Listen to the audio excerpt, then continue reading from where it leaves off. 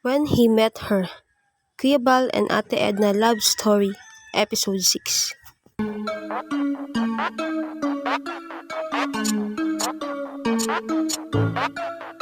Sukidesu.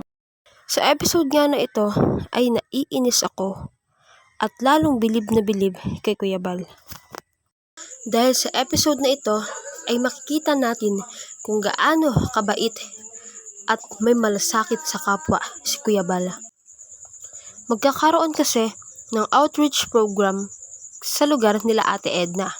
Kaya naman, si Lucas na galing pang Legazpi ay nagtungo roon sa Daet para sa outreach program. At maalas nga niya dahil nanakawan ito nang magtanong kung saan ang papuntang Pagaspas. Kaya naman, pang jeep o pang tricycle ay wala siyang pangbayad dahil nga ninakaw ang wallet nito.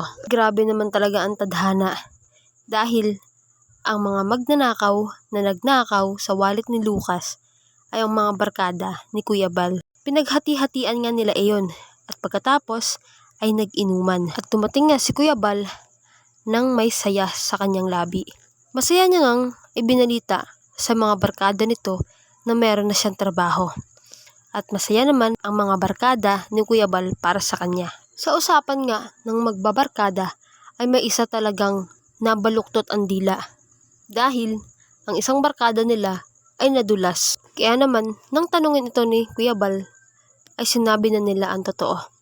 Na meron silang ninakawan. Nagalit nga si Kuya Bal at pilit na hinihingi ang wallet ng taong iyon. Ayaw nga itong ibigay ng mga barkada ni Kuya Bal. Ngunit pinipilit talaga ni Kuya Bal na kunin ang wallet na iyon dahil gusto nitong ibalik ang wallet sa may-ari mismo.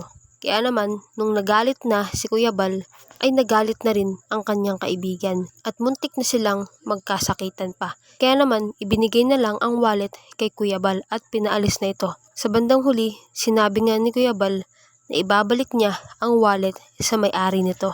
At tadhana nga naman, dahil kinabukasan ay pupunta si Kuya Anton sa outreach kung saan kasama sila Ate Edna. At inaaya nga nito si Kuya Bal. Nung una ay ayaw nga nito sumama dahil hahanapin nga niya ang may-ari ng wallet. Ngunit nang sabihin ni Kuya Anton na nandoon si Ate Edna ay walang atubiling sumama si Kuya Bal. Timing nga din naman dahil alam nito na si Ate Edna ay nag-aaral sa University of Bicol at ang may-ari ng wallet ay doon din nag-aaral. Kaya naman pumayag na rin si Kuya Bal na sumama dahil magtatanong siya kay Ate Edna kung kakilala niya ba ang may-ari ng wallet. At dito na nga ako nainis. Bakit? Dahil nang makausap ni Kuya Bal si Ate Edna ay inabot kaagad ni Kuya Bal ang wallet. Tinanong nito kung kilala niya raw ba ang may-ari ng wallet na yon. Nang makita nga ni Ate Edna ang wallet at ang picture sa loob ng wallet ay nakita niyang si Lucas ang nasa ID. Kaya naman nagulat si Ate Edna at tinanong si Kuya Bal kung bakit na kay Kuya Bal ang wallet ni Lucas.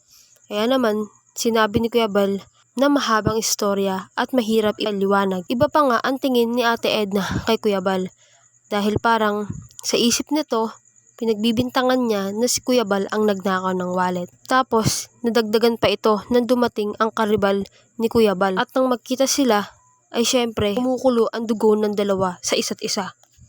Kaya naman, nung makita niya at malaman niya na kay Kuya Bal ang wallet ay nagalit ito.